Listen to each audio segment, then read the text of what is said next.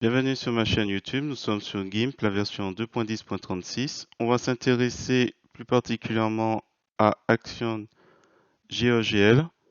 Donc on va voir qu'il y a un certain nombre de filtres qui peuvent être intéressants à exploiter, notamment Color Assimilation Grid, qui vous permet à l'aide de cette grille de donner une impression qui... Voilà, si vous faites un zoom, vous voyez, il y a une grille. Alors on peut diminuer l'épaisseur, la taille, et descendre la saturation. En fait, si on regarde l'image de loin, on a l'impression qu'elle est encore colorée, alors que si on zoome, contrôle mollet de la souris, on voit qu'entre les espaces entre la grille, en fait, c'est complètement désaturé. Donc voilà, par exemple la main, voilà, et quand on s'éloigne, on a vraiment l'impression, je dis, alors vous pouvez jouer sur, on avait dit la saturation, l'angle de la grille, donc là je vais l'orienter de manière, si on va à 0, elle sera totalement à l'horizontale. On peut augmenter la finesse de l'épaisseur de la grille et ainsi peut-être de loin ça paraît machin, mais quand on se rapproche on voit que c'est en fait que la grille. Voilà. Hop, quand on voit, là je dézoome. Oh, tiens, on va aller sur les cocotiers.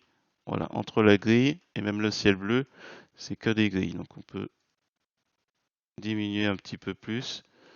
Et il faut imaginer si je réduis cette photo, elle peut paraître encore colorée alors que c'est plus le cas. Alors si on voit avant-après, effectivement, elle est un peu moins colorée. Mais le fait, alors on va faire OK. Peut-être ici c'est très saturé au niveau de la fleur. Voilà, c'était une petite présentation rapide. Alors, bien sûr, je fais CTRL-C, édition annulée, CTRL-V et nouveau calque pour retrouver mon traitement. Donc, assimilation, color grid, ou alors ça doit être dans l'autre sens. Je vérifie rapidement. Donc, on avait dit outils, action GeoGL, et dans le menu déroulant, vous descendez à color assimilation grid. Donc, color est avant. Color assimilation grid. Voilà. On verra les autres après. Si vous avez apprécié cette petite découverte, je vous remercie de mettre un pouce vers le haut et de me laisser un commentaire.